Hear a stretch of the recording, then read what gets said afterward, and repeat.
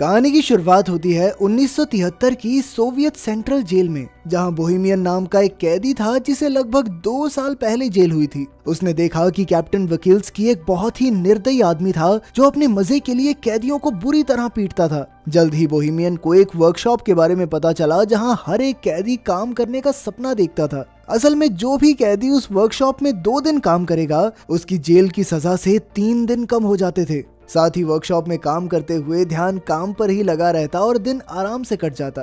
फिर एक दिन वार्डन ने बोहेमियन को अपने ऑफिस में बुलाया और उसे अपनी सजा कम करवाने का एक मौका दिया। वो चाहता था कि बोहेमियन एक ऐसी टीम तैयार करे जो वर्कशॉप में काम करके वहाँ की प्रोडक्टिविटी को डबल कर दे। साथ ही उसने कहा कि अगर उसकी टीम 2 गुना काम करने में कामयाब रही तो 1 साल में बोहेमियन को रिहा कर दिया जाएगा। वार्डन ने कहा कि वो अपनी पसंद के किसी भी कैदी को चुनकर टीम बना सकता है, पर जब बोहेमियन ने कहा कि वो हैचेट नाम के कैदी को चुनना चाहता है तो वार्डन ने इसके लिए साफ इनकार कर दिया। असल में हैचेट काफी खतरनाक कातिल था जिसने 2 लोगों को बेरहमी से मार डाला था। लेकिन जब बोहेमियन ने कहा कि वो बहुत मेहनती है, वो जरूरी है टीम के लिए, तो फिर वार्डन उसकी बात मान ही गया। आखिरकार बोहेमियन ने अपनी टीम बनाई जिसमें हैचेट, नीडल, बूढ़ा मास्टर और क्रेसी नाम के कैदी शामिल थे। बोहेमियन के दोस्त हैचेट से थोड़ा डर रहे थे तो बोहेमियन ने उन्हें समझाया कि हैचेट से बिना बात किए उसे बस अपना काम करने दो। असल में बोहेमियन और हैचेट काफी अच्छे दोस्त थे क्योंकि कुछ समय पहले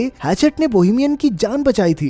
खैर जल्द ही उनकी टीम काम करने वर्कशॉप में आ पहुंची। वहां जाकर नीडल एक गार्ड को चिढ़ाने लगा जिससे गार्ड को बहुत गुस्सा आया, पर अभी वो नीडल को पीट नहीं सकता था क्योंकि उन्हें वर्कशॉप का बहुत जरूरी काम करना था। खैर फिर हम देखते हैं कि सभी कैदी काम करने की तैयारी कर रहे थे। कुछ देर बाद गार्ड ने वहां आकर सबको चॉकलेट्स दी क्योंकि उसकी पत्नी ने एक लड़के को जन्म दिया था। लेकिन बाद में कैप्टन ने गार्ड को चेतावनी देते हुए कैदियों से दूरी बनाकर रखने को कहा क्योंकि उनमें और जानवरों में कोई फर्क नहीं। अगर उन्हें लगा कि गार्ड नरम स्वभाव का है तो उसे कच्चा चबा जाएंगे। उधर बोहेमियन की टीम की मुसीबतों की शुरुआत हो गई थी जब हैचेट ने मशीन चालू करने से इनकार कर दिया। कैप्टन ने बोहेमियन को इशारा किया तो वो हैचेट के पास गया और तब हैचेट ने उसे बताया कि मशीन में एक कबूतर फंसा हुआ है। अब उन सब ने मिलकर मशीन खोलने की कोशिश की मगर उनके पास इस काम के लिए औजार ही नहीं थे। तभी कैप्टन और गार्ड वहां उन्हें देखने आए कि यहाँ चल क्या रहा है। हालांकि मशीन में कबूतर फंसा हुआ था लेकिन कैप्टन ने फिर भी मशीन चालू करने का हुक्म दिया। फिर कैप्टन ने गार्ड को मशीन चलाने को कहा मगर जैसे ही गार्ड बटन दबाने लगा हैचेट ने उसे गर्दन से पकड़ लिया और कहने लगा कि जब तक कबूतर आजाद नहीं होता तब तक किसी कीमत पर मशीन शुरू नहीं होगी। तभी अचानक नीडल ने पीछे से कैप्टन पर हमला करके उसे बेहोश कर दिया। फिर उसने क्रेसी को दरवाजा बंद करने को कहा। ये सब देखकर बोहेमियन काफी घबरा गया क्योंकि मामला हाथ से निकलता जा रहा था। अब कैप्टन और गार्ड उनके कब्जे में थे और वो आगे के प्लान के बारे में सोचने लगे। बोहेमियन ने कहा कि वो पुलिस को फोन करके सब कुछ सच बता देगा, पर हैचेट ने उसे धमकाकर कहा कि अगर उसने ऐसा कुछ किया ना तो वो कैप्टन को मार डालेंगे। जिस पर कैप्टन ने गुस्से में कहा कि उनमें से कोई भी जिंदा नहीं बचेगा, जिससे वो सभी काफी डर गए। फिर बोहेमियन ने कहा कि उन्हें कैप्टन और गार्ड को छोड़कर फिर से काम पर लग जाना चाहिए। मास्टर और क्रेसी भी बोहेमियन की बात से सहमत थे, पर नीडल जानता था कि अगर उसने कैप्टन को छोड़ दिया तो वो अपनी जान से हाथ धो बैठेगा। फिर बोहेमियन ने हैचेट से गार्ड को छुड़वाने की कोशिश की, लेकिन हैचेट ने कहा कि जब तक वो कबूतर आजाद नहीं होता तब तक काम शुरू नहीं होगा, मतलब नहीं होगा। अब बोहेमियन ने फिर से मशीन खोलने की कोशिश की मगर वो नाकामयाब रहा। तब हैचेट ने कहा कि अगर ये कबूतर मारा गया ना तो मैं इस गार्ड को भी मार दूंगा। ये सुनकर कैप्टन हंसकर कहने लगा कि हैचेट एक छोटे से पक्षी के लिए इतना हंगामा क्यों कर रहा है। फिर उसने हैचेट के मरे हुए भाई का मजाक उड़ाना शुरू कर दिया, जिसके बाद हैचेट गुस्से में कैप्टन को मारने दौड़ा, मगर फिर बाकी कैदियों ने जैसे तैसे उसे शांत किया। अब बोहेमियन जानता था कि जल्द ही जेल के बाकी गार्ड्स वहां आते ही होंगे, इसीलिए उसने प्लान बनाया कि वो कैप्टन और गार्ड्स को रिहा कर देंगे ताकि बदले में वो भी सही सलामत जेल वापस जा सकें।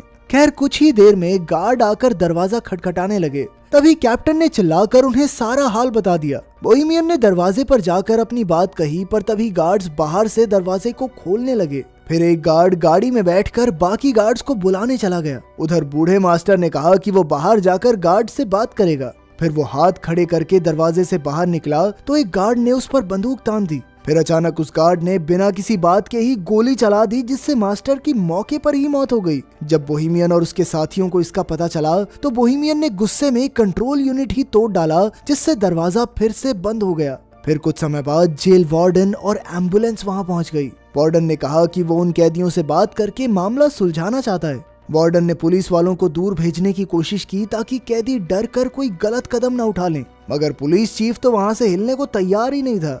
उधर कैदियों की टोली अंदर ही फंसी हुई थी और उन्हें कुछ समझ नहीं आ रहा था कि क्या करें। फिर बोहेमियन ने कैप्टन को पानी पिलाया और कहा कि उन्हें दरवाजा खोलकर खुद को पुलिस के हवाले कर देना चाहिए, पर क्रेसी ने कहा कि उन सब का भी वही हाल होगा जो बूढ़े मास्टर का हुआ। तभी हैचेट ने भी धमकी देते हुए कहा कि अगर उनमें से किसी ने भी दरवाजा खोला तो वो गार्ड और कैप्टन को जान से मार देगा, फिर अपना अपना देख लेना तुम लोग। आखिरकार सबको समझ आ गया कि अगर उन्हें इस मुसीबत से जिंदा बचना है तो उन्हें उस कबूतर को जिंदा बाहर निकालना होगा। इधर पुलिस चीफ ने वार्डन से कहा कि उसे 1 घंटा दिया जाता है, उतने में मामला सुलझाना होगा, वरना फिर पुलिस को जबरदस्ती अंदर घुसना ही पड़ेगा। तब वार्डन ने एक माइक्रोफोन के जरिए कैदियों से बात की और उनसे कहा कि भाई देखो, कैप्टन और गार्ड को छोड़ दो, इसी में तुम्हारी भलाई है। वार्डन ने उन्हें विश्वास दिलाने की कोशिश की कि उन्हें कुछ भी नहीं किया जाएगा और इस हरकत को बस एक गलती मानकर भुला देंगे। तब बोहेमियन ने एक बार फिर से मशीन खोलने की कोशिश करने की सोची और साथ ही उसने कैप्टन से चाबी लेकर हैचेट को जंजीरों से रिहा कर दिया। जब नीडल ने इसका विरोध किया तो बोहेमियन ने कहा कि वो कबूतर को आजाद करके ही दरवाजा खोलकर खुद को पुलिस के हवाले करेंगे।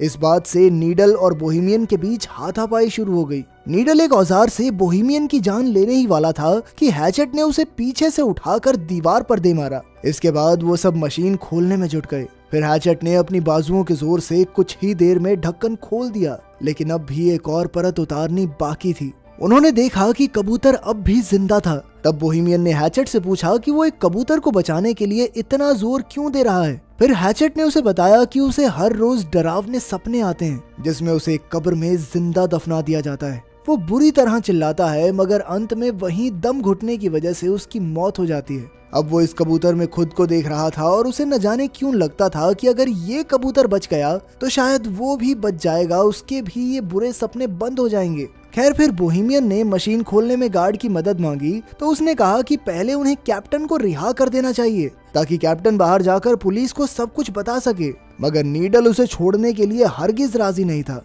और फिर अचानक उसने कैप्टन पर लकड़ी से वार कर दिया। बोहेमियन ने गार्ड को समझाया कि भाई देख, अगर हमने इसको कैप्टन को छोड़ दिया ना तो हमारे साथ तू भी मारा जाएगा, क्योंकि सिर्फ तुझे बचाने के लिए गोलियों का इस्तेमाल खारिज तो नहीं करेगी सरकार। फिर बोहेमियन ने गार्ड को भी जंजीरों से बांधने की धमकी दी तो वो मदद करने के लिए राजी हो गया। वहीं बाहर पुलिस, कैप्टन और वार्डन ये सोच रहे थे कि इस मामले को कैसे सुलझाया जाए। वार्डन को यकीन था कि कैप्टन और गार्ड अब भी जिंदा हैं। इधर वर्कशॉप में क्रेसी और गार्ड दूसरे कमरे से एक औजार लेने गए।